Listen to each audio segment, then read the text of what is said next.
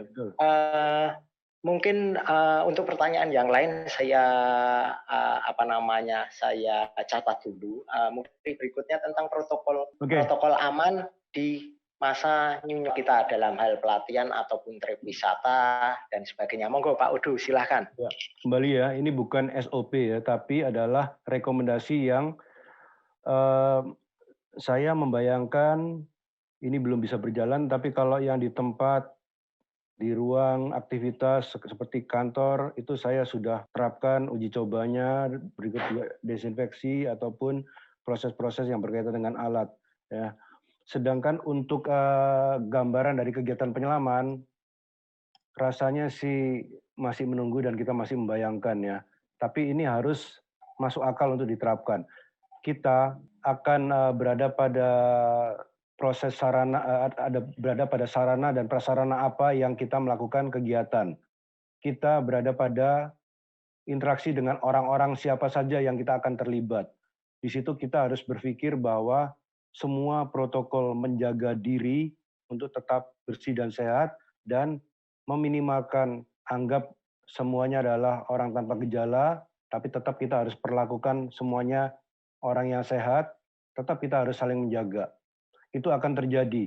Seperti apa yang digambarkan, ini ada beberapa ikon yang nanti akan kita cukup akrab, masker pakai, sanitizer, spray, alkohol, jangan berkumpul terlalu banyak orang, sarung tangan jika diperlukan pakai, pelindung muka seperti ini bisa pakai, jangan pegang muka, hidung, mata, mulut, cuci tangan rutin setelah akan ketika akan makan ataupun ketika akan memegang, melayani atau mengambilkan untuk membantu orang ataupun setelahnya. Setelah itu cuci tangan atau bersihkan, itu berlaku. Kemudian kalau sakit lakukan prosedur untuk pemeriksaan, kalau ditemui berarti itu ditemui reaktif ataupun ditemui signifikan gejalanya berarti ini adalah kita masuk pada level yang dikarantinasi. Ya, etika, bersin, batuk, ya kita harus siap untuk menjalani satu pemeriksaan-pemeriksaan yang mungkin bisa ada di mana aja. Ya, lakukan pembersihan pada area yang sering dipegang, desinfeksi yang pada area yang sering dipegang. Seperti itu akan terjadi dan kita akan temui. Ya, seperti apa pada saat kita melakukan kegiatan yang harus melakukan trip interlokal di bandara? Seperti apa kalau kita harus membeli alat? Stafnya seperti yang dianjurkan untuk menerapkan perlindungan ataupun jaga jarak. Seperti apa kalau pengajaran di kelas terjadi?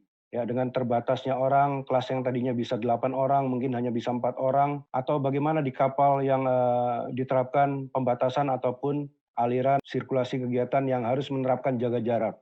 Seperti apa kegiatan ini dilakukan di area persiapan, di kapal atau dermaga atau di permukaan air, dan bagaimana gambarannya secara keseluruhan. Di kolam trip selam lokal adalah tidak memerlukan dia berada pada satu provinsi yang hanya menggunakan alat transportasi darat ataupun yang lebih mudah ya. Kalau interlokal berarti antar daerah ya. Dia sudah menggunakan transportasi atau jarak yang lebih jauh atau semakin perpindahan semakin banyak, semakin kita harus memperhatikan di situ ada protokol yang tetap harus dijaga sepanjang prosesnya. Yang utama adalah tetap menjaga protokol social distancing dan physical distancing serta perilaku hidup bersih dan sehat. Tiap orang, pada setiap aktivitas yang dilakukan ketika nanti kita bergiat untuk menyelam. Ini semuanya yang digambarkan tadi dalam bentuk ikon atau tanda-tanda.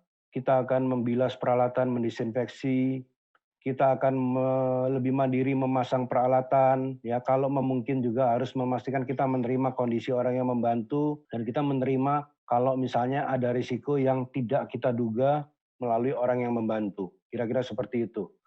Ya, kita sudah menjalani sebetulnya sehari-hari di sini, kita berhadapan keluar rumah, bergiat, pakai kendaraan umum, semuanya berhadapan dengan keadaan ini. Kita hanya memindahkan kegiatan penyelaman dan tetap kita menghadapi keadaan-keadaan yang semua bisa di pembawa. Oke, cuci tangan, spray, hand sanitizer, di permukaan jaga jarak, memasang peralatan, memeriksa peralatan bagaimana, naik, dan lain sebagainya. Di kolam, penting untuk mengelola pengendalian infeksi. Mengelola pengendalian infeksi artinya adalah kita menyadari di mana ada proses transfer yang harus dijaga jaraknya, dijaga perlindungannya. Ketika kita melakukan aktivitas di kolam, dilakukan pengendalian ini secara rutin. kita perlu tahu kesehatan dan kebersihan kebersihan air kolam ya. Sebetulnya waktu ini didengungkan, ini coba dicari tahu ya, walaupun masih belum fix, kita coba cari tahu sampai mendapatkan bahwa satu kolam yang mempunyai daya membantu menetralkan virus ini, terutama yang disebut dalam SARS-CoV ini, harus memenuhi level klorinnya yang direkomendasi. Kalau dia tidak terawat dengan baik, kolam tidak memenuhi, dia akan ditunjukkan dengan pH-nya yang tidak seimbang. pH yang harus seimbang itu di range antara 7,2 sampai 7,8. Ya, di bawah itu maka akan tidak nyaman buat orangnya dan tidak memberikan daya desinfeksi yang seperti dikatakan hampir sama dengan kita melakukan desinfeksi menggunakan pemutih. Bakteri ataupun kuman itu bisa hidup di situ. Ini yang masih belum bisa dipastikan betul virus yang COVID ini berapa lama hidup di air. Ya, oleh karena itu kita tetap akan melakukan pencegahannya ataupun sikap-sikap yang memutus mata rantainya. Kebersihan kolam itu harus dipastikan. Sampai saat ini sedikit kolam yang sudah mulai buka, saya nggak tahu persis kecuali kolam-kolam apartemen ataupun kolam-kolam hotel. Tapi kolam umum masih harus dipastikan menjalankan sesuatu yang bisa dipertanggungjawabkan sebelum membuka untuk umum mungkin. Mungkin seperti itu ya. Saya nggak tahu kalau ada share yang sudah. Oke, di samping itu sirkulasinya harus baik karena sirkulasi yang nggak baik itu alirannya tidak aliran air klorinnya atau kestabilan pH-nya itu tidak akan seimbang. Lantai kolam itu juga dilakukan proses desinfeksi walaupun tidak prioritas ya karena lantai kolam kita tetap harus waspada kalau misalnya kita duduk di kolam menyentuh kolam berarti ada kemungkinan yang kita tahu harus mendesinfeksi tangan kita. Fasilitas bilas toilet, pastikan kita lihat keadaannya dan setiap kita menyentuh sesuatu yang kita butuhkan untuk membuka, menutup, memflush atau membilas, pastikan kita menggunakan desinfektan ataupun hand sanitizer. Fasilitas duduk, area yang ada di area kolam atau meja, pendistribusian logistik, ya, tasnya, tabungnya mungkin kalau ada yang sewa, ada yang membawakan, semua yang disentuh itu harus disadari ada kemungkinan yang nggak 100% aman. Kira-kira seperti itu sih protokolnya. Dan alat selam yang kita pakai kalau kita sewa. Kalau kita pakai sendiri, ya kita yang harus menjaga. Pada dasarnya, secara mandiri harus melakukan penerapan protokol tadi dan menjaga perilaku bersih dan sehat. Kadang-kadang dianjurkan untuk secara mandiri membawa perlengkapannya. Di samping ada baiknya klub menyediakan atau fasilitas menyediakan. Di kolam, pengelolaan ini juga memperhatikan pada pengelolaan infeksi ini juga memperhatikan pada alat transportasi yang dipakai untuk membawa orang-orangnya ya ataupun sebaiknya diterapkan protokol kebersihan pada alat-alat pada kendaraan yang dipakai. Kalau dia pakai bus, kalau dia pakai kendaraan yuk sama-sama. Itu ada pertimbangan-pertimbangan yang di kendaraannya itu cukup aman dan orang-orangnya juga aman. Kira-kira seperti itu sih untuk memutus. Tapi kalau tidak, ya udah naik aja. Nanti saya yang desinfeksi setelah pulang. Ya itu lakukan setelah itu, nggak masalah. Jadi nggak sekaku harus dulu disemprot baru naik. Orang-orang yang semprot semua nggak juga. Staff, yang penting kita tahu ya, seperti itu proses perpindahannya, seperti itu yang kita lakukan. Staff bekerja dengan menerapkan protokol jarak aman serta kesehatan kebersihan. Artinya dia sadar menggunakan sarung tangan atau desinfeksi ataupun menjaga kebersihannya. Pelanggan, tamu atau anggota klub anjurkan sepakat apa yang kita lakukan untuk keamanan Anda, keamanan saya, keamanan semuanya.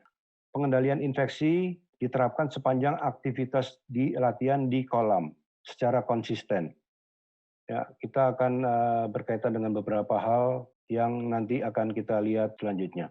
Tetap jaga protokol ketika kita berada pada aktivitas di kolam ya. Secara umum, aktivitas di kolam itu adalah aktivitas yang di atas kolam, mempersiapkan peralatan, melakukan pemeriksaan sebelum turun sampai turun di air. Ketika di air, di permukaan air, aktivitas apa yang akan dilakukan berarti ada hal-hal yang menjadi perhatian serta latihan di bawah airnya dan naik lagi akan kembali pada aktivitas di atas kolamnya.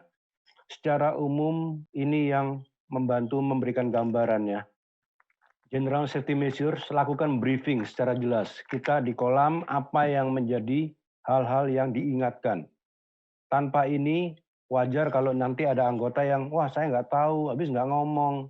Itu bisa terjadi. Nggak bisa semua orang dianggap tahu, tapi secara umum yang nggak perlu detail, jelaskan ada briefingnya. Atur perletakan barang, alat-alat mereka, tas, tabung, semuanya pada jarak yang aman ya. untuk masing-masing nanti bisa menggunakan, atur posisi duduk, pemakaian meja. Saya nggak tahu setiap fasilitas mungkin ada, oh sudah disilang, ini bangkunya dikurangin, atau kita yang harus mengendalikan kalau fasilitas belum mengatur demikian. Kira-kira ini menjadi perhatian untuk penerapan jaga jarak secara aman.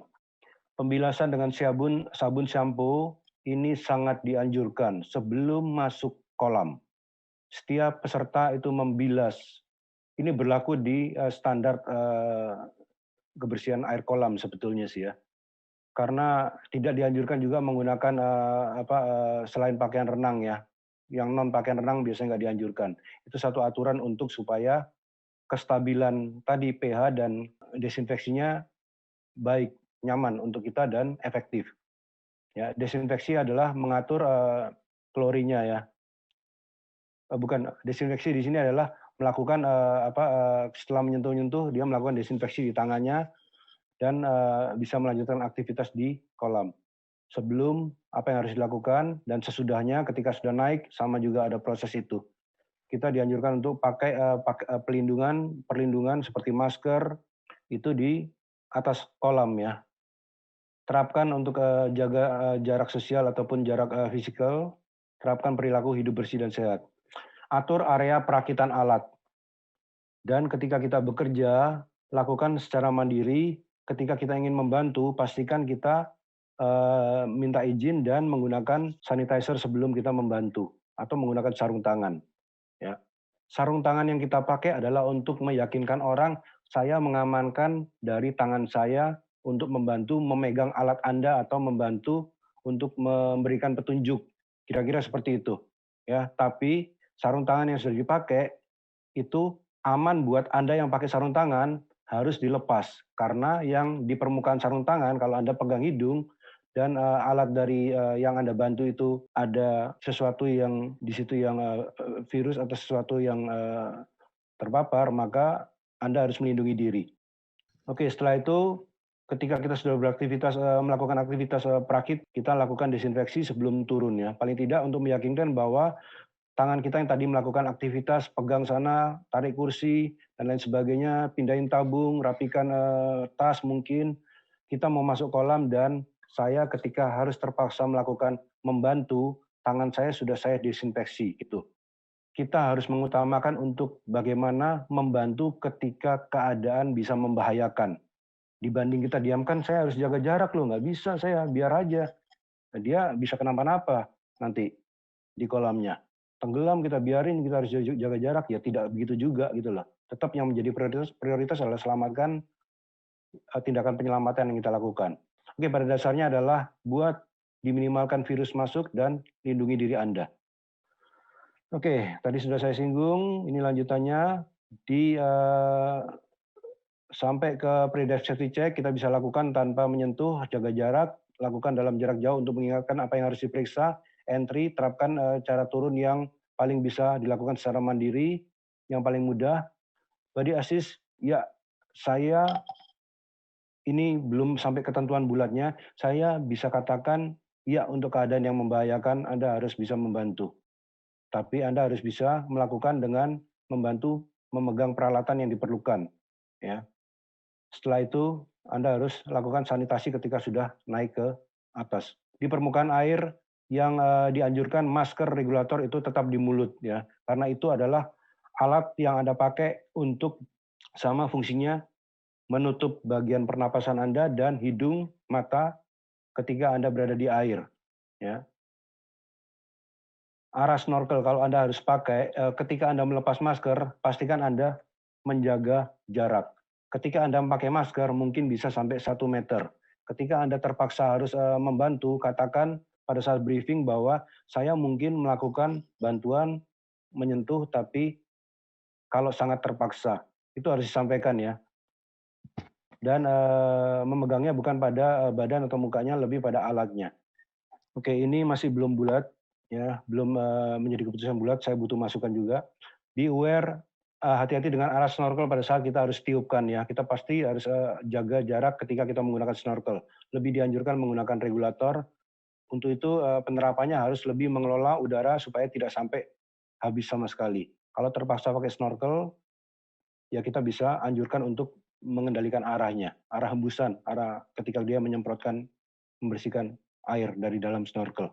Arah angin menjadi perhatian terhadap kemungkinan kalau kita bersin ataupun batuk ataupun terpaksa melakukan mengembuskan sesuatu atau bicara yang kemungkinan mempertimbangkan arah angin, gelombang, arus. Arah pers regulator ya, sebaiknya kalau nggak perlu sekali kita pers ke arah bawah dekat kita ya, jangan ke orang-orang dekat atau ke orang lain, diarahkan ke lain. Oke, seperti tadi saya katakan, body assist ya bisa dilakukan kalau memang Anda perlu membantu sesuatu yang bisa membahayakan. Tapi kalau semua harus dilakukan lebih mandiri.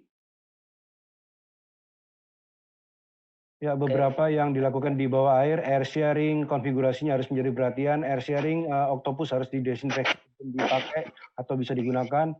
Melepas pemberat ataupun scuba unit di permukaan air ini bisa dilakukan ketika kita harus naik tanpa alat tersebut.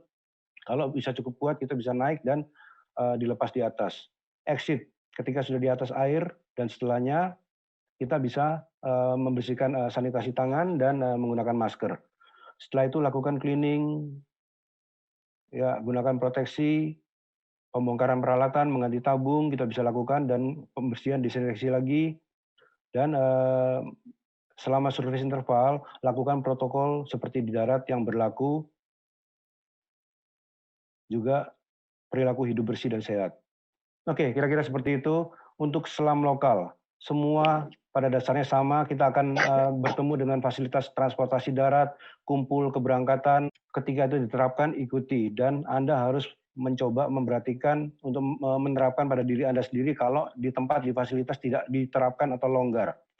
Pada saat muat bongkar barang, terapkan protokol disinfeksi dan kesehatan, fasilitas laut, fasilitas umum di pulau resort, fasilitas kamar penginapan, pendistribusian alat-alat latihan, logistik latihan ataupun alat selam, aktivitas di dermaga, aktivitas di kapal penyelaman. Semua harus diatur dengan panduan yang tadi sudah disampaikan ya. Oke. Protokol sosial physical distancing, perilaku hidup bersih dan sehat tetap menjadi pegangan Anda ketika fasilitas longgar. Aktivitas penyelaman setelah latihan, persiapan, setelah penyelaman di atas air, saat di permukaan air dan di bawah air. Ini berlaku sama seperti tadi ya. Bedanya adalah pada beberapa tempat keberangkatan ya, atau kalau misalnya harus mengatur barang-barang ketika kita di dermaga atau pindah ke kapal. Usahakan bisa meminimalkan semuanya. Ya, lebih kurang hampir sama ya. Oke, yang beda adalah destinasi interlokal pada aktivitas yang menggunakan proses penerbangan ya. Di mana di bandara, kalau misalnya berlaku ketat, semua kita harus terima sebagai prosesnya, di samping pengaturan, mungkin pemeriksaan, syarat-syarat administrasinya itu menjadi konsekuensi yang kita harus lakukan. Kalau kita waktu diperiksa reaktif dan selanjutnya, maka itu menjadi konsekuensi kita masuk pada pembatalan yang berakibat pada konsekuensi diisolasi. Kira-kira seperti itu. Selebihnya ketika kita membawa bagasi, ini merupakan perpindahan di mana barang-barang kita berada pada tumpukan dan kita harus lakukan disinfeksi sebelum masuk ke tempat penginapan. Kira-kira seperti itu. Selebihnya jaga secara mandiri itu diperlukan ketika kita berada pada semua proses ini yang diterapkan protokol longgar. Kira-kira seperti itu ya. Ada pertanyaan apa yang mendetail? Silakan. Tapi kalau tidak, supaya kita bisa mendapatkan gambaran. Seperti itu prosesnya. Semakin panjang proses kita melakukan kegiatan, semakin kita harus menjaga diri di setiap perpindahannya. Karena di mana kita beraktivitas di kolam, bukan hanya di kolamnya, tapi jangan sampai kita berada di proses yang menuju kolamnya yang sampai kita teledor atau mengabaikan. Oke. Baik, saya kembalikan ke ini presentasi yang saya sudah sampaikan, melebihi waktu atau tidak, mudah-mudahan. Enggak apa-apa, demi ilmu. Terima kasih Pak Odo. Sekali lagi presentasi yang terakhir ya ini ya. Mohon tepuk tangannya. Nggak bisa ya, semuanya di-mute soalnya. Oke, terima kasih sekali lagi Pak Odo. Mungkin nanti kalau dari Mas Budi ada beberapa yang lebih bisa menggambarkan kegiatan yang bentuknya di klub, itu bisa lebih ditekankan pada presentasi Mas Budi. Terima kasih. Oke. Ya, oke, Mas Budi Hasaryo. Mas Budi Hasaryo udah bisa unmute? Mas Budi Hasaryo. Siap, Dan. Oh, siap. Mas Budi, ini dari presentasi Pak Udo tadi. Mungkin Mas Budi akan menambahkan atau saya ingin ada masukan juga ataupun gambaran nantinya yang akan terjadi di klub-klub ataupun di tempat-tempat wisata gitu. Apa repot, apa wah kok ruwet banget atau gimana gitu, apa wah ini nggak mungkin ini kayaknya. Misalnya monggo saya tadi udah bilang Mas Budi tidak mau untuk presentasi, tapi dari gambaran Pak Udo gitu, mungkin ada masukan hal apa yang mungkin bisa dilakukan dan sangat real dilakukan gitu Mas Budi, monggo. Baik Mas Jeki, terima kasih. Mas Odo, terima kasih. Bapak-bapak, para penyelam, mas-mas, mbak-mbak, para penyelam se-Indonesia. Terima kasih atas kesempatannya. Sebetulnya yang disampaikan oleh Mas Odo sudah sangat lengkap. Jadi kalau saya presentasi cuma tinggal tersisa ucapan terima kasih aja kayaknya. Tapi saya coba sampaikan beberapa biar kelihatan ya, daripada bicara saja. Saya coba sharing, terus sampaikan saya akan lewati. Baik, memang kita sekarang sudah masuk ke new normal ya. Sudah harus masuk ke sana, bagaimana menyikapinya. Tadi Mas Odo sudah sangat lengkap sekali, terima kasih Mas Odo. Intinya adalah antara COVID dengan scuba diving ini tidak dipertentangkan, tapi kita harus adaptif ya, adaptasi terhadap kondisi normal baru. Kalau semboyannya di POSI, kurang lebih waspada di Rarung Raga, ini harus tetap diterapkan. Jadi kita tetap waspada, dira itu berarti kita bijaksana, anuraga kita kuat dan penuh, kuat tapi tidak dalam arti negatif, kuat dalam arti positif, yang artinya istilahnya kalau bahasa Jawanya itu anuraga dia kuat dan penuh kasih sayang gitu ya. Sehingga waspada diri anuraga sekarang kita harus terapkan betul-betul karena kita perlu perilaku baru. Ya, kenapa jadi penting buat diving? Karena urusannya nafas. Ya. Dan diving itu extensive gear using activities. Kemudian alat itu utamanya nafas. Alat lainnya DCD, fin segala macam itu tidak akan bisa digunakan kalau kita nggak bisa nafas bawah air. Nah, urusan nafas ini yang menjadi penting karena virus ini menyerang ke paru-paru. Nah, sehingga ini yang menjadi penting bagi kita komunitas diving. Dan satu lagi, diving itu adalah social activities. Kita harus berkumpul, sekarang dilarang untuk berkumpul, dilarang untuk berdekat-dekatan, harus jaga jarak. Ya, ini menjadi hal yang kita harus sikapi bagaimana dalam dunia diving. Ini sudah tadi, jadi jangan lupa dengan prosedur ini. Bagi teman-teman diver, jangan lupa bawa hand sanitizer sendiri lah. Kalau nggak mau repot cuci tangan bolak-balik, hand sanitizer sendiri, bawa, kantongi saja kemanapun Anda berangkat. Kemudian juga ada dua yang kita harus perhatikan, higienitas dan sama sanitasi. Dan ini umumnya di klub nih, klub khususnya klub-klub yang di perguruan tinggi, ini sampai sekarang kalau saya amati diperhatikan tapi tidak terlalu. Ya. Jadi artinya toleransinya terlalu besar untuk urusan seperti ini. Jadi kotor-kotor dikit oke lah gitu istilahnya ya. Dan itu udah nggak bisa lagi, perilaku kita harus kita rubah. Ya, ini tadi sudah diterangkan oleh Mas Odo dengan sangat detail, saya tidak akan teruskan. Nah, kita lihat karakter klub. Karakter klub seperti apa sebetulnya? Intinya klub itu ada kesamaan minat di antara anggotanya di dunia penyelaman. Kemudian toleransinya tinggi antara anggota. Ini berbeda dengan diving yang dilaksanakan di dive center yang orangnya bukan klub, tapi individu yang daftar dan sebagainya, atau individu yang datang ke dive center untuk wisata itu lain. Ya. Tapi kalau klub itu toleransi tinggi antara anggota, artinya penggunaan alat sharing itu biasa. terus cenderung beraktivitas bersama-sama saat pra kegiatannya dan pasca kegiatan selanjutnya itu bersama-sama, nyiapkan kepulauannya sama-sama, artinya ada kerumunan, ada apa namanya, ada kumpul-kumpul dalam jarak yang dekat yang mungkin menyebabkan potensi penularan.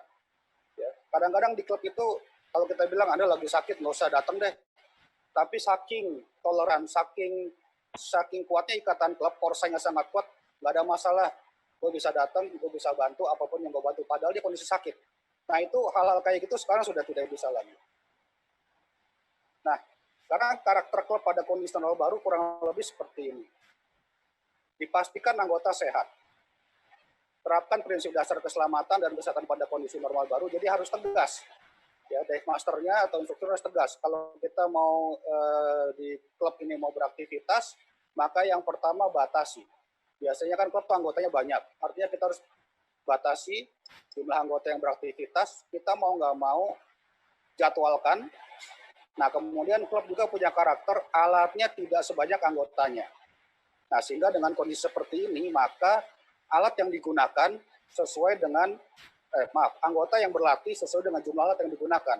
Kenapa? Tadi kita sudah dengar bagaimana proses disinfeksi alat atau menerapkan cairan disinfektan ke dalam alat yang tidak mudah kalau belum biasa.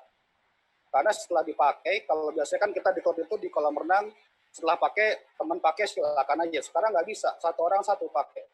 Nah, kemudian kita disinfeksi harus sampai kering. Kering baru bisa dipakai lagi, artinya nggak bisa kita disinfeksi alat, misalkan di pinggir kolam kita disinfeksi, nggak kering kita pakai lagi, nggak bisa, harus sampai kering. Selesai kering baru boleh dipakai, oleh karena penjadwalan harus. Ya, tentu jadwal pendidikan jadi agak panjang, khususnya bagi yang klub-klub yang menggunakan kolam sebagai arena latihan sebelum ke laut. Nah, penjadwalan harus jadwal ulang, kemudian latihannya tidak boleh capek. Kalau capek, imunitas pasti turun. Nah, sehingga di situ ada toleransi bentuk baru. Jadi tidak boleh tolerir terhadap hal-hal terkait penyebaran COVID. Seperti tadi, persiapan alat dilakukan oleh banyak orang, itu harus dihindari. Kemudian jadwal yang ketat itu harus dihindari, supaya tidak capek. Khususnya instruktur-instruktur yang udah punya umur di atas 50-an instrukturnya. Kalau yang muda-muda mungkin masih agak aman dari sisi imunitas, tapi yang umurnya sudah banyak ini yang perlu kita perhatikan sama-sama. Sehingga adaptasi perilaku harus diubah, mau nggak mau ya. Jadi bukan artinya kita mengurangi korsa klub, tapi justru kita demi korsa klub kita harus mulai beradaptasi dengan perilaku baru. Nah, kemudian kegiatan pelatihan kan biasanya di klub ini ya 3 inilah dimanapun ya, PAP, LKK, LPT, apapun bentuknya. Ya, mau di asosiasi manapun pasti 3 ini terjadi. Kalau sisi kelas tetap mau diadakan, maka kita harus atur isi kelasnya. Kalau ruangannya kecil, maka mau nggak mau di split. Kalau ruangnya besar, jaga jarak.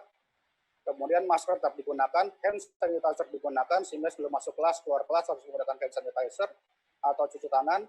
Peserta masing-masing menggunakan masker. Ya, kalau perlu pengajarnya selain masker menggunakan face shield juga, karena pengajar ini potensi berbicara keluar sedikit droplet, itu ada kemungkinan seperti itu. Atau PAP-nya diberikan secara daring yang paling aman. Ya, sekarang dengan online system itu bisa. Nah, ini aman, kalau daring ini mau berapapun pesertanya bisa. Ya, untuk PAP bisa demikian. Kemudian sesi kolam tadi yang banyak dibahas juga, ini yang tidak mudah. Kalau kita menggunakan kolam yang private pool itu mudah. Tapi untuk kolam umum, ya, yang saya bayangkan adalah kita harus memblok. Memblok artinya kita nego dengan yang punya kolam. Kalau kolam itu buka jam 8 pagi, maka latihan kita boleh nggak kita latihan jam 7 sampai jam 8 sebelum kolam itu dibuka. Kemudian desinfeksi gimana? Kalau kolamnya nggak berani tidak melakukan itu, atau kita nggak yakin, kita lakukan sama-sama gitu. Artinya kita sebagai klub mau masuk kolam yang umum, maka kita yakinkan kalau mereka belum melakukan desinfeksi kolam, kita lakukan, terutama area tempat ganti, area kamar mandi, area pinggir-pinggir kolam, karena pelakuan kita di kolam ini masyarakat Indonesia masih belum tertib. Yang mudah masih sembarangan. Kadang-kadang mohon maaf, buang air sini juga dalam kolam, tidak ke toilet. Nah, ini bahaya. Ya. Kemudian orang sakit kumpul. Ya. Orang sakit nggak sakit, kalau flu-flu dikit-dikit kadang-kadang malah main ke kolam, yang selama ini terjadi. Kita nggak tahu siapa yang bawa virus. Ya, sehingga kolam renang Atau sore, misal dia tutup di jam 6 sore atau jam 5 sore, kita latihan setelah jam 5, di saat orang-orang sudah tidak ada. Kalau orang masih ada, itu menjadi repot, karena kita nggak tahu apakah rombongan yang lain itu membawa virus atau tidak. Nah, saya sih nggak yakin ya, sanitasi kolam renang di Indonesia ini, kecuali yang di hotel atau yang private pool itu bagus, tapi yang umum kelihatannya agak sulit. Seperti kami di IPB ini, kolam renang sekitar ini, dengan syarat-syarat yang diterapkan oleh Kemenkes atau International Standard for Pool, nah barangkali masih belum sampai ke situ. Kadang-kadang terlalu banyak kaporitnya, tapi kebanyakan kaporit ya buat virus ya mati. Ya, karena virus ini kan envelovirus. Envelovirus itu musuhnya adalah cairan atau apapun yang bisa memutus lipid. Jadi envelopnya kan lipid. Nah, makanya deterjen bisa memutus itu. Ya, kemudian desinfektan cairan juga bisa memutus itu karena dia bisa mematahkan envelope yang dalam bentuk lipid tadi. Nah, kemudian kita harus pastikan di kolam itu apakah ada petugas khusus yang melaksanakan atau pengawas protokol COVID. Nah, hal-hal kayak gini kan kalau kitanya siap, tadi seperti Mas Odo sampaikan, kita sudah desinfeksi, kita sudah jaga jarak, kita sudah segala macam, begitu kita mau ke kolam, kolamnya nggak siap, itu yang repot. Jadi kalau kolamnya nggak siap, kita buat dia siap. Artinya kita siasati, Mas, kapan jadwal buka? Jam 8, oke, kita pakai jam 6 sampai jam 8, boleh nggak? Kita desinfeksi sendiri. Jadi kita memang kayak private pool gitu ya. Nah, itu yang terbayang oleh saya. Dan lagi-lagi penjadwalan latihan. Kalau klub hanya punya 10 alat, gunakan 10 orang. Jangan, kalau sekarang kadang-kadang 10 alat digunakan 20 orang gitu ya. Apalagi zaman saya dulu atau awal-awal 85 tuh alat cuma satu, kita 18 orang. Jadi satu orang, satu alat itu dipakai buat 18. Kebayang motisnya berapa kali ganti gitu ya, muter-muter motisnya. Nah, sekarang sudah nggak bisa lagi seperti itu. Ya, kemudian ini syarat kolam yang baik, tadi Mas Odo sudah sampaikan juga, ada Permenkesnya 32/2017, silakan di browsing saja. Nah, yang kita sulit di Indonesia ini, kalau kita masuk kolam, air kolamnya rata-rata hijau. Ya, rata-rata hijau, ya, nggak biru langit. Nah, buat kita ini nggak enaknya buat kita, kalau kita keramas harus bolak-balik. Buat virusnya malah koit dengan kayak gini. Ya. Nah, terus syarat-syarat lainnya ya. Nah, di situ yang, jadi studi terakhir itu, virus corona ini kalau di air kolam, karena ada klorinnya, dia tidak aktif. Di air laut juga karena kesadahannya tinggi, itu juga tidak aktif ya. Nah, jadi di area seperti itu sampai sekarang studinya CDC belum menyatakan bahwa penularan lewat lewat air. Tapi masalahnya kan kita kan tidak di air saja pada saat masuk kolam, tidak saja di depan atau tadi yang kolamnya belum melaksanakan prosedur ini kan itu yang repot.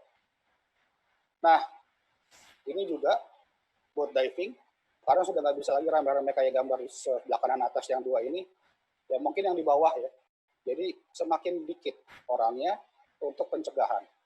Ya, penginapan tadi Mas Odo sudah sampaikan, buat diving operator, kapasitas speedboat. Nah, di kita ini yang kalau teman-teman yang dive center atau klubnya itu pas pinggir laut enak sekali. Ya, kalau kita yang di kolam, kemudian kita perlu ke pelabuhan, kita perlu naik boat, ya, kita perlu naik ke kapal yang besar dengan orang yang ramai. Nah, ini menjadi satu hal yang juga kita harus hati-hati terhadap itu. Jadi kalau semuanya tidak bisa melaksanakan, artinya kita nggak bisa kita sendiri melaksanakan protokol COVID, tapi yang lain tidak, itu menjadi sulit. Ya, desinfeksi sudah, ya. Jadi penyimpanan tadi Mas Odo sudah perlihatkan.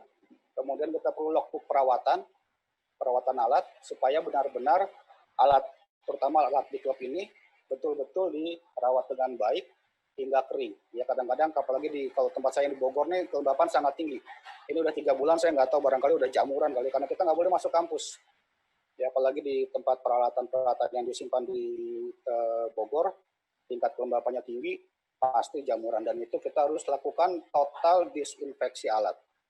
Total disinfeksi alat dan oleh orang yang terbatas. Tidak boleh semua orang melakukan itu. Karena kalau semua orang melakukan itu, nanti alatnya terdisinfeksi, virusnya tersebar, itu yang repot. Jadi kita lakukan juga harus jaga jarak dan sebagainya. Nah, itu yang perlu. Nah, syarat aktivitas selam pada kondisi normal ini seperti apa sih? Ini yang saya sampaikan segitiga ini. Jadi sesi kelas, sesi kolam, sesi laut itu semuanya harus protokol COVID. Ya. Kemudian kesungguhan kepatuhan semua pihak terkait penerapan protokol COVID. Artinya semua pihak nih, semua tuh travel dari klub dari universitas atau dari klub manapun ke pelabuhan, kemudian di pelabuhannya, di kapalnya, di speedboatnya, di penginapannya, kemudian boat divingnya, nah itu harus semuanya terjadi. Kalau tidak, stop. Jadi bila tidak, maka tunda aktivitas diving, itu yang paling baik. Ya jangan sampai kita memaksakan, saking senangnya udah mau diving, boleh PSBB dikendorkan, kita langsung berangkat dan sebagainya, tapi pihak lain belum siap gitu ya. Jadi kalau saya lebih baik tunda. Aktivitas daring untuk PAP silahkan. Aktivitas kolam, selama kolamnya kita bisa kontrol, silahkan. Tapi kalau tidak bisa, lebih baik ditunda. Barangkali itu Mas Jeki sebagai tambahan saja apa yang saya pikirkan atau saya rencanakan untuk ini, karena di PB ini semester ganjil besok ada 2 kelas, yang satu 90 orang, yang satu 70 orang yang harus ke kolam. Nah ini saya dengan Mas Begin sedang diskusi bagaimana caranya agar tetap jalan, tapi intinya yang diberikan pertama adalah kelas PAP-nya dulu, kolam dan sebagainya kita tunda sampai semuanya siap. Artinya kita capek-capek kalau kolamnya nggak siap atau lautnya nggak siap juga, artinya nanti kena ke kita sendiri, malah kita yang menjadi tempat penempelan virus oleh orang lain yang tidak menerapkan protokol-protokol COVID ini. Demikian Mas Jeki, mudah-mudahan menambah. Ya. Mohon maaf kalau banyak kekurangan. Terima kasih. Ya. Terima kasih Mas Budi Hasaryo atas paparannya. Ini jadi tadi menambahkan dari Pak Udo juga yang bisa saya tangkap di sini juga yang jelas yang mungkin akan susah dilaksanakan atau memang harus butuh penyesuaian, yaitu untuk pelatihan ataupun nanti sharing latihan ataupun sharing alat pada saat dengan siswa, terutama mahasiswa, satu alat satu siswa. Ya. Nah itu yang mungkin agak susah ya. harus di-split aja mungkin waktunya gitu ya, misalnya ya seperti tadi Mas Budi 90 orang, saya juga bayangin, maaf ya Mas Budi mungkin punyanya 20 set alat, pusing juga ya Mas ya. Nah, pusing gitu, Mas, penjadwalannya lumayan. Betul Mas, itu juga suatu kasus di UGM juga seperti itu. Alat di UGM itu banyak tapi dimiliki beberapa klubnya geografi, Pustek Kelautan, unit selam UGM, unit selam perikanan, unit selam arkeo. Nah itu saling mereka itu saling berbagi kemarin, misalnya tanggal 1 bareng-bareng alatnya ke arkeologi ya, misalnya seperti itu. Jadi nanti itu agak ketat banget Mas Budi ini ya, nggak tahu lah. Nanti kita coba, kita nggak usah pesimis. Terus yang harus perlu kita lakukan seperti prosedur tadi, protokol yang Pak Udo sampaikan, harus memang peralatan kita yang di sekolahan atau di klub terutama ya, ini udah 3 bulan nganggur, harus didisinfektan secara total dengan protokol yang benar, kurangnya terbatas, dan dengan disinfektan yang benar. Itu aja. Mungkin itu sekali lagi terima kasih Mas Budi. Mungkin akan saya sampaikan di sini pertanyaan ya ke Pak Udo atau Mas Budi. Pak Udo dulu ini ya. Ini dari Mas Hani. Dalam rangka new normal itu pengaruhnya dengan layout dive center, aspek perubahan yang diprioritaskan seperti apa? Mungkin itu dari Mas Hani. Monggo dijawab singkat aja Pak Udo. Maaf. Ya, baik. Terima kasih, Pak Hani. Untuk pengaturan layout, sebenarnya sih nggak banyak berubah. Yang paling penting kalau misalnya kita sudah punya yang begitu, ya kita tinggal sadari bahwa ada proses orang masuk yang mungkin perlu dia disediakan sesuatu untuk mencuci tangan. Ya, kalau nggak tersedia berarti ada hand sanitizer. Itu kalau dia pakai alkohol, pastikan dia punya disediakan untuk melapnya ya, membasuhnya. Seperti itu. Kemudian setelah itu tergantung daripada model sekretariatnya ataupun kantornya, yang mana yang perlu titik-titik disediakan, orang bisa melakukan sanitasi atau mendesinfeksi setelah mereka ragu, memegang sesuatu dan ragu dan butuh dan memerlukan.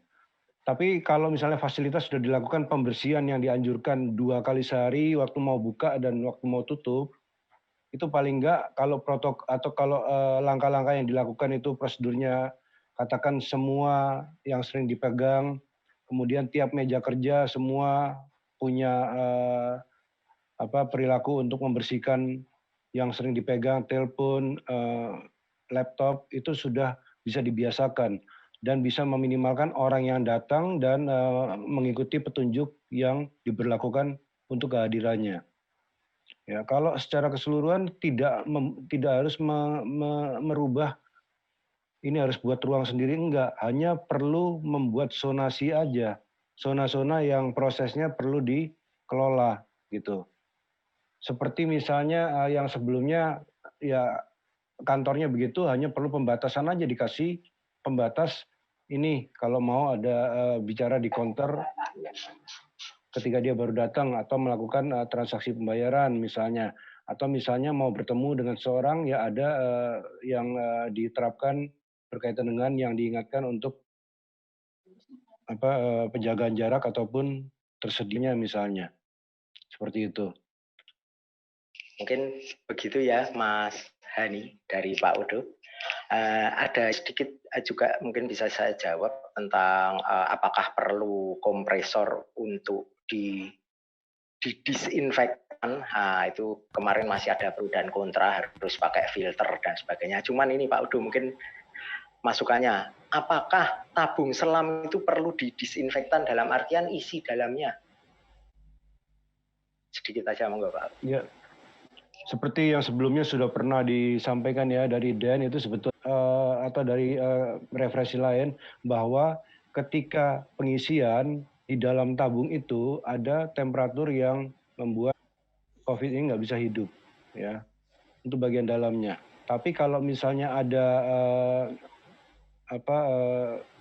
hal lain yang sempat masuk ke dalam tabung karena ada jamur karena filternya nggak baik atau sudah nggak memadai, ini akan membuat bagian dalamnya itu bisa mengalami proses-proses yang aus ya, membuat aus ya.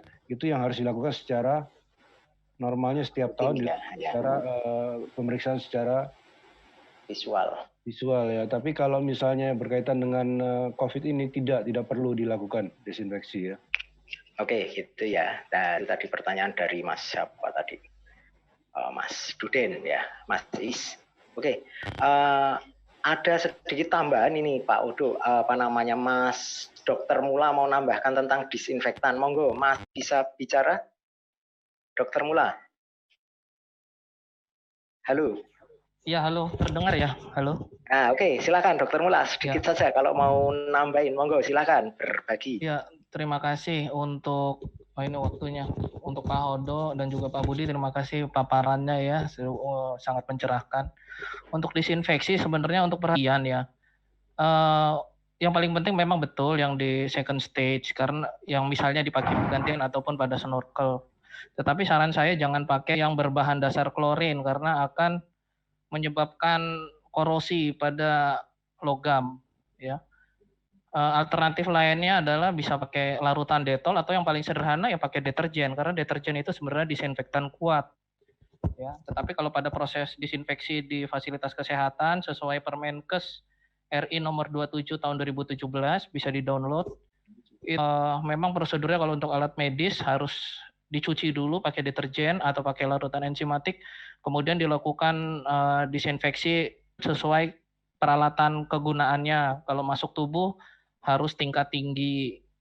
Makanya yang jadi perhatian kalau di rumah sakit atau puskesmas adalah sejak dicuci dari deterjen, setelah kering, untuk masuk ke tubuh, misalnya alat bedah atau alat prosedur gigi, itu harus kita yakinkan tetap steril. Makanya di steril menggunakan autoclave ataupun pakai panas kering. Jadi saya rasa sih yang paling mudah sih bisa dengan deterjen ya, Mama Lemon atau Sunlight. Ya mungkin kalau di kolam bisa aja setelah kegiatan second stage-nya dibilas pakai air tawar, kemudian direndam dulu 1 menit 2 menit menggunakan deterjen kemudian dibilas ulang ya, tapi memang perlu pengaturan. Saran saya sih jangan pakai klorin ya, karena nggak bagus buat peralatan khususnya untuk yang logam. Kemudian catatan saya yang paling penting juga adalah jaga jarak. Kalau sesi kolam, tentunya kita kan biasanya instruktur kalau ngajar kita posisi, nah ini harus dijaga jarak 2 meter. Keluar dari air tentunya harus diatur, dipikir gimana protokolnya, ya segera pakai masker. Atau kalau nggak mau pakai masker ya harus jaga jarak 2 meter. Yang paling aman adalah ya jaga jarak 2 meter, pakai masker, dan mungkin instruktur atau dive master yang ada pakai alat bantu tahu agak terdengar dengan siswa atau murid ya. Tentunya juga orang harus dibatasi biar nggak banyak.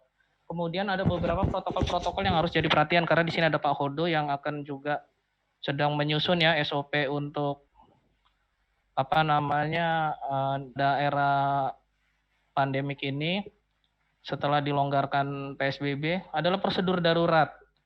Ya tentunya body breathing kita tidak bisa melakukan, tetapi tetap murid harus diperkenalkan minimal dengan tayangan video atau ya paling gampang video lah ya, kan saya rasa juga udah banyak di YouTube, supaya apa murid paham bahwa itu ada prosedur itu, tapi karena masa pandemi ini, wabah ini ya terpaksa tidak bisa dilakukan.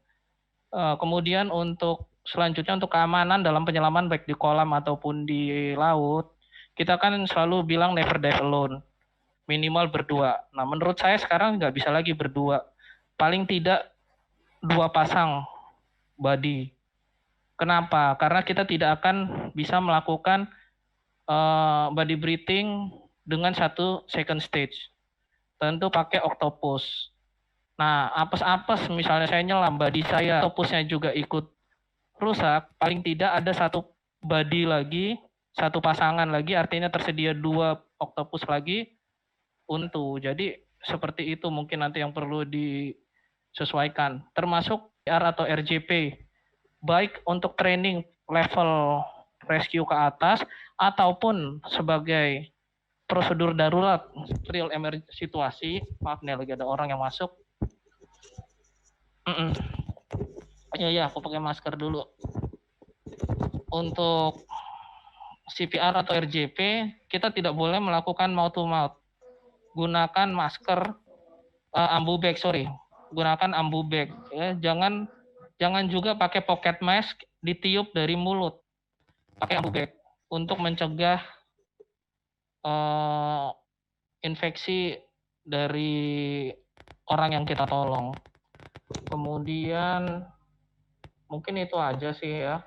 Yang paling penting ya itu tadi, kalau untuk sesi kelas ya bisa diatur jarak ruangan idealnya 2 meter orang. Ya kalau ukuran ruangannya berapa meter tersedia itu menyesuaikan, atau ya paling mudah ya seperti sekarang melalui aplikasi Zoom atau dan sejenisnya. Kemudian bisa juga ditambahkan kalau memang ruangannya nggak pakai AC, bisa pakai exhaust fan seperti di layanan klinik paru TBC. Tapi exhaust fan itu dipasang di bawah, jangan di atas, yaitu ketinggian 10-15 cm dari lantai. Karena kalau exhaust fan-nya dipasang di atas percuma juga dong. Nanti yang dropletnya sudah jatuh terhirup malah keangkat lagi terhirup ya. Makanya harus pasang di bawah. Lalu kalau tabung selam, saya rasa kalau dalam tekanan tinggi, apalagi dalam proses pengisian kan panas naik, kemudian tekanannya juga sangat tinggi, itu virus juga mati. Kemudian kalau visual check tahunan, tabung kan dibuka, dibilas, biasanya terakhir dibilas juga pakai alkohol untuk memastikan kering. Nah itu kan juga sudah melakukan proses disinfeksi. Ya, mungkin itu aja sih beberapa tambahan dari saya. Dan saya apresiasi panitia, Posi DIY dan kedua narasumber. Terima kasih. Sudah saling berhubungan yang dikatakan sama Pak Hodo. Mungkin di sini masih ada waktu ya, nggak apa-apa ya ini ya. Saya lanjut ya Pak Hodo ya. Memang. Ya, silakan. Saya sedikit tambahkan aja ya. Oke, monggo. Mengenai tadi desinfeksi ya, mungkin masih ada pro kontra memang, tapi hampir semua referensi itu memang masih saya aja pernah menanyakan mengenai Dettol yang karena anjuran yang dipakai adalah pemutih, itu tetap pemutih yang di atas gitu loh. Karena pertimbangan harga, boleh pakai Dettol tapi di beberapa negara yang memang tersedia dan memang dicek ada. Nah, tapi kalau misalnya sabun itu bisa dipakai, tapi sabun pemakaiannya itu harus ada takaran yang bisa diinfokan jelas. Jangan sampai misalnya dia pakai sabun apa, kemudian di second stage terutama itu tersangkut atau tidak bisa dibersihkan secara tuntas, kemudian nanti jadinya berbusa-busa misalnya, masih ada sisanya. Ya. Sementara kalau patokan yang ada itu seperti yang sudah saya sampaikan dari referensi, ya sabun iya untuk membersihkan awal kotorannya, tapi mendesinfeksinya saya masih belum memasukkan sabun untuk mendesinfeksi, terutama second stage. Ya, karena referensinya saya nggak ada. Tapi kalau ada, nggak apa-apa. Itu untuk memperkuat aja dari Dokter Mula. Kalau ada referensinya untuk betul alat selam. Alat selam satu catatannya adalah ketika kita melakukan desinfeksi itu adalah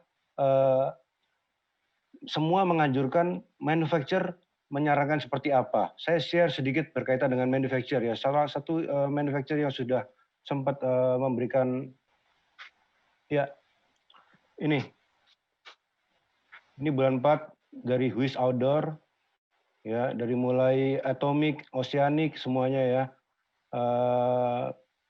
Kemudian Holis dia yang membawa ini dan dia tetap mengacu pada yang dari Den tapi ada beberapa catatan. Tetap di sini adalah pemutih ya. Ada warningnya. Kalau yang menyampur sembarangan pertama adalah akan berakibat pada kerusakan bahan-bahannya.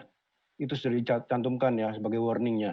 Jadi nggak sembarangan orang. Makanya terus terang kalau misalnya pembilasan ini harus operator yang menang. Untuk yang individu, lakukan yang ringan aja semuanya. Karena hanya dipakai sendiri, sama kayak kita punya masker, kita pakai sendiri, kita simpan di sini, kita mau pakai lagi ya bisa. Tapi kalau kita mau cuci, ya cuci suka-sukanya, mungkin misalnya pakai ini, pakai sabun ini, kemudian jemur, keringkan, oh udah enak ya udah pakai lagi. Ya mungkin seperti itu aja. Sebetulnya pilihan alkohol, pilihan lainnya itu bisa dipakai ya. Kita masih belum dapat, justru kalau misalnya ada masukan, wetsuit itu atau misalnya sesuatu yang dicoba itu anjurannya pakai apa sih desinfeksinya gitu. Sementara dari bahan aktifnya pelicin itu bisa dipakai. Ada bahasan yang seperti itu. Bahan aktifnya seperti misalnya pakaian, itu ada kandungan desinfektannya juga. Itu mengenai tadi desinfektan ya. Kemudian untuk ini tetap dia menyarankan tetap yang dipakai adalah pemutih. Jadi kalau sabun betul-betul mau dipakai, campurannya berapa, sabun apa, asal ada referensinya, karena saya juga bukan ahli, saya hanya mengadopsi dari informasi yang pengetahuan yang memang bisa dilampirkan yang dari yang telah diuji dan tidak menimbulkan hal-hal yang berdampak dan jelas disampaikan, itu nggak apa-apa, kita bisa cantumkan.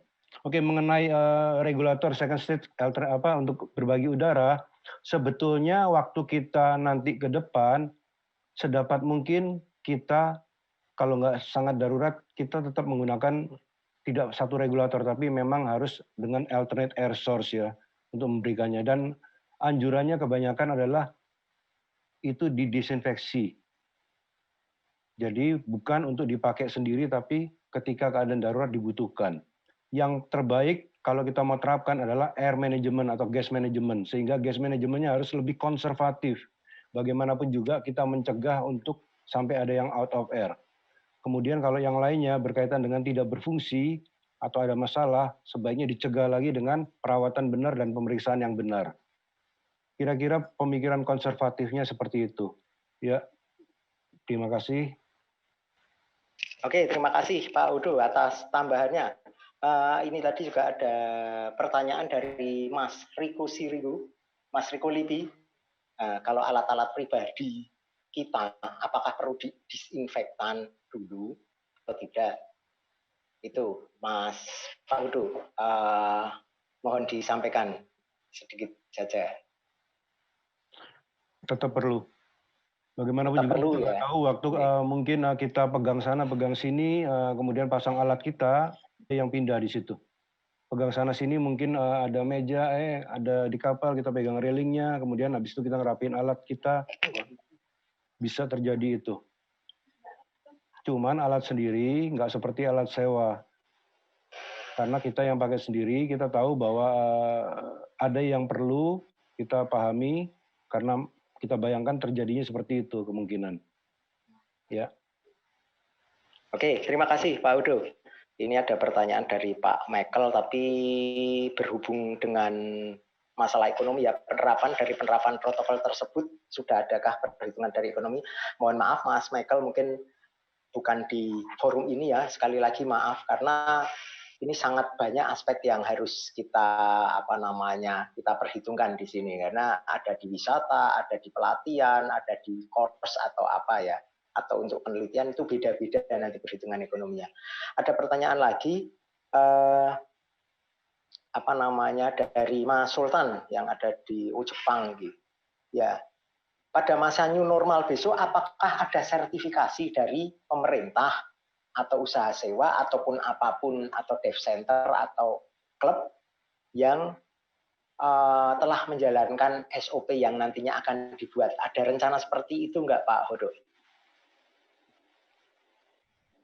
Ya, saya nggak bisa jawab untuk ini. Ya, untuk sertifikasi seperti itu berarti nanti akan masuk ke, yaitu kalau mau diambil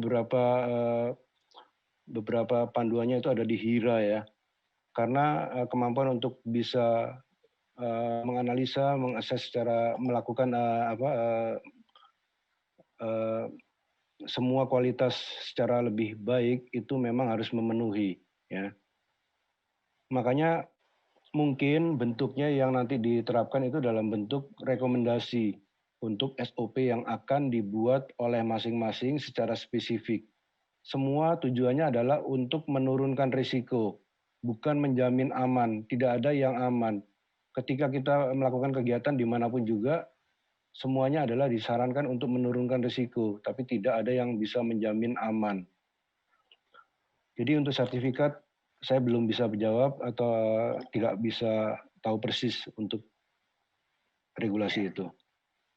Oke, mungkin bisa dijadikan masukan Pak Udo nanti di tim penyusun SOP, mungkin pada saat sudah melaksanakan SOP tersebut, mungkin dev center, klub ataupun apa, itu nanti ada kayak bentuk mungkin pengakuan lah, entah ditempel stiker bahwa tempat ini sudah sesuai prosedur, misalnya seperti itu, atau sesuai SOP. Itu masukan aja Pak Udo. Mungkin ada yang lain di sini tentang, juga pertanyaan tentang yang kemarin sempat pernah ditanyakan tentang kalau nanti ada teman-teman dari difabel seperti apa, tidak boleh bersentuhan dan sebagainya, itu belum ada prosedurnya ya Mas Sultan ya, nanti SOP-nya seperti apa. Terus pertanyaan yang lain mungkin dari Pak Abigail ya. Banyak kondisi mungkin tidak bisa pakai masker COVID karena akan basah dan tidak selalu lebih dalam dari 2 meter. Apakah sesi selain di kelas harus dijaga terbatas pada isyarat tangan dan tubuh? Nah, itu mungkin monggo Pak Udu sedikit terangkan. Tadi sebenarnya sudah diterangkan ya, jadi pada saat menerangkan dan sebagainya harus jaga jarak, protokolnya seperti apa. Monggo mungkin kalau dipertajam Pak Udu, silakan. Untuk semua yang di permukaan air itu anjurannya sama, untuk jaga jarak, untuk kemudian menggunakan pelindung yang dibutuhkan, ya. Kemudian menggunakan desinfektan itu sama sebenarnya. Ketika kita naik di air, ya sebelumnya kita bisa pakai handuk dulu sih. Jadi ada handuk untuk mengeringkan, baru setelah itu handuknya jangan dipakai bersama ya. Setiap kita pakai sesuatu, kita harus punya satu bak atau satu tempat yang ditempatkan di situ. Ya. Oke, seperti pakai masker setelah itu. Selama kita waktu belum pakai masker itu nggak deket-deketan, terus kemudian nggak ngobrol sama orang, Yang penting kita bisa kendalikan untuk jaga jaraknya dulu. Tergantung bagaimana di kolam disediakan atau diatur penempatannya. Oke ya, jadi seperti itu ya, jawaban dari Pak Udo, atau mungkin yang dipertajam oleh Pak Udo. Ini satu lagi di sini tentang towing ya, diver towing pada saat pelatihan itu ya, seperti pada prosedur body breathing diperkenalkan, tapi mungkin dengan simulasi atau mungkin dengan video. Juga ada satu lagi pertanyaan itu ke saya sebenarnya, tapi akan saya lempar ke Mas Budi Hasaryo sebagai pembina ataupun pelatih di klub sekolah mahasiswa. Ini pertanyaannya secara jabri ya. Ini dia bilang, Mas, nanti kalau latihan seperti itu memungkinkan enggak, Mas? Klub-klub ini tetap latihan, karena kita harus ada latihan penelitian, harus ada latihan mungkin specialty untuk night dive ataupun untuk transek dan sebagainya. Bisa enggak kita kerjakan atau harus gimana ya Mas prosedurnya? Monggo Mas Budi Hasaryo mungkin bisa ngasih gambaran ke teman-teman mahasiswa yang ada di sini. Silakan Mas Budi Hasaryo. Ya, Mas Jeki, makasih buat yang bertanya. Memang ini menjadi PR kita bersama, dan kita memang seperti saya sampaikan tadi bahwa kita harus merubah perilaku kita, beradaptasi dengan kondisi kenormalan baru ini atau new normal activities, dengan berbagai hal yang memang tadinya kita nggak biasa. Gitu ya. Dan sejauh itu dilaksanakan semua protokolnya, dan ingat sekali lagi bukan kita saja, kita setengah mati kita melaksanakan protokol tersebut, kalau pihak lain yang terkait dengan aktivitas kita tidak melaksanakan itu juga percuma. Artinya kan new normal ini baru mulai nih, baru mulai digaungkan, baru mulai akan diterapkan, dan semua pihak, semua sektor juga mencoba beradaptasi dengan new normal ini, bagaimana mall, sekolah, kemudian yang lain-lain ya. Dan bahkan contoh yang sangat kasat mata, pada saat Korea menyatakan sudah tidak ada masalah, dia buka sekolah, tiba-tiba muncul lagi, merebak lagi virus ini. Nah, kemudian dia lockdown lagi gitu kan. Nah, sehingga kalau menurut saya, sejauh kita bisa mengakses bahwa itu aman dan sudah melaksanakan protokol COVID, kita bisa laksanakan. Tapi kalau kita ragu, lebih baik tidak. Ya. Sama kita pada saat normal, diving, lihat kondisi cuaca tidak baik, tiba-tiba ada angin, tiba-tiba ada gelombang besar, kita harus abandon the dive gitu kan. Walaupun sudah bayar, sudah ini ya, nggak bisa kita lakukan. Itu pada kondisi normal, apalagi kondisi seperti ini dan yang kita hadapi barang yang tidak terlihat nih. Ya, jadi jangan sampai kita nekat gitu ya. Kadang-kadang suka jadi, udahlah nggak apa-apa karena kita harus melakukan ini itu, banyak prosedur yang akhirnya kita langgar, yang seharusnya tidak terjadi pada diver yang bertanggung jawab. Nah, sehingga nanti memang sebaiknya kita menunggu betul. Ya, ini kan lagi pelan-pelan ya, semua kementerian juga mencoba beradaptasi sampai ketemu vaksin nanti, mudah-mudahan vaksinnya bisa segera ketemu, jadi kita bisa aman semua dan kembali normal, nggak pakai new lagi gitu kan, lebih enak ya nggak pakai new. Nah, sekali lagi sebatas kita bisa mengakses bahwa pihak lain jadi di luar kita sudah melaksanakan protokol COVID, silakan, tapi kalau tidak lebih baik jangan. Demikian Mas Jeki. Ya, terima kasih Mas Budi atas pencerahannya. Jadi mungkin saya juga selama ini hanya bisa menjawab seperti itu. Aturan yang sudah ada, laksanakan. Protokol yang sudah ada, laksanakan. Itu saja, karena kita kalau ditanya, kadang-kadang mahasiswa kritis kan, itu jaminan nggak Om? Waduh, yang jamin hanya Tuhan Yang Maha Esa. Saya cuma bilang gitu kan. Iya. Juga ya Pak Udo ya, kalau misalnya kita diminta jaminan ya kita nggak bisa ya. Ini yang terbaik.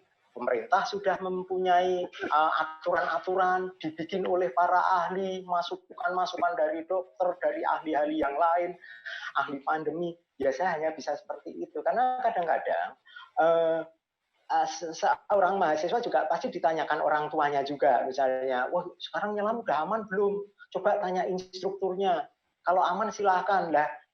Mereka kan juga tanya, udah aman belum Mas? Saya nggak tahu ya. Saya mau bilang apa gitu loh. Yuk kita ikutin prosedur. insya Allah aman, kita yakin, percaya yang di atas saja gitu ya. Kita akhirnya hanya bisa mengembalikan seperti itu. Tapi ya di Jogja sendiri memang mungkin dalam jangka waktu yang masih agak lama, ya masih bulan depan, seperti sama semua mahasiswa juga mulai mungkin September ya, Agustus atau September itu baru mulai ya. Semoga itu cepat. Tadi Mas Budi bilang antivirusnya ketemu, prosedurnya mulai dilonggarkan, bahkan insya Allah tidak ada new lagi, tapi normal saja ya Mas Budi ya, Pak Hudo ya, harapan seperti itu ya. Mungkin kalau dari pertanyaan yang lain, mungkin tadi udah banyak dirangkum, ini sudah waktunya segini, mungkin ada closing statement ataupun tambahan dari Pak Hudo, silakan, atau Pak Budi Hasaryo duluan, monggo. Dari saya apa ya Mas ya, tadi udah banyak. Artinya ya kita tetaplah kita terapkan yang namanya waspada di Ranuraga itu tidak hanya sebagai satu jargon, tapi memang kita harus terapkan, kita harus waspada, kita harus aware dengan apa yang terjadi, kita harus dira, kita harus bijak ya, dira itu bijak, penuh kebijaksanaan, kita nuraga, kita harus tekan penuh kasih sayang, jadi tidak ada kata nekat, tidak ada kata shortcut untuk menghadapi hal-hal seperti ini. Demikian Mas, mudah-mudahan saya terima kasih Mas Budi. Mungkin dari Pak Hudo, silakan untuk closing statement, monggo. Iya, terima kasih untuk kesempatan ini. Kemudian terima kasih juga untuk apa yang kita sudah sama-sama dapatkan masukan. Ya, ada Dr. Mula juga yang memberikan masukan, yang lain juga mempertanyakan sebagai masukan yang mungkin jadi pertimbangan. Paling tidak apa yang kita coba diskusikan juga dilengkapi dengan dari Mas Budi yang memberikan gambaran lebih pada kegiatan yang dilakukan di bentuk dive club, paling tidak bisa memberikan gambaran yang bisa menjadikan satu kesiapan atau satu persiapan yang bisa dimulai atau bisa dicoba lebih dulu ya, walaupun jangan dicoba secara langsung pada saat nanti sudah waktunya misalnya dibukanya normal yang baru, itu bisa lebih siap dengan kita sudah mempersiapkan ini. Ya, bagaimanapun juga apa yang kita coba tetap melalui pertimbangan yang kita bisa terapkan dan kita bisa jaga dalam penerapan secara konsistennya. Kira-kira itu tetap waspada di Ranuraga dalam kita menerapkan untuk memulainya kegiatan jika nanti sudah diizinkan. Apapun yang kita terapkan atau ada regulasi dari daerah, tetap itu menjadi pertimbangan untuk setiap daerah mendengarkan dari apa yang diterapkan dari regulasi perda di tiap daerahnya ya. Ya, terima kasih. Oke, terima kasih Mas Budi Hasaryo Iskandar, Pembina Unit Selam IPB, Mas Suhodo, tim pembuat SOP dari Kementerian Pariwisata juga, teman-teman instruktur semuanya. Mungkin untuk acara webinar ini akan kita sudahi. Sebelum saya kembalikan ke host, saya sebagai presenter mengucapkan banyak terima kasih sekali lagi ke Pak Suhodo,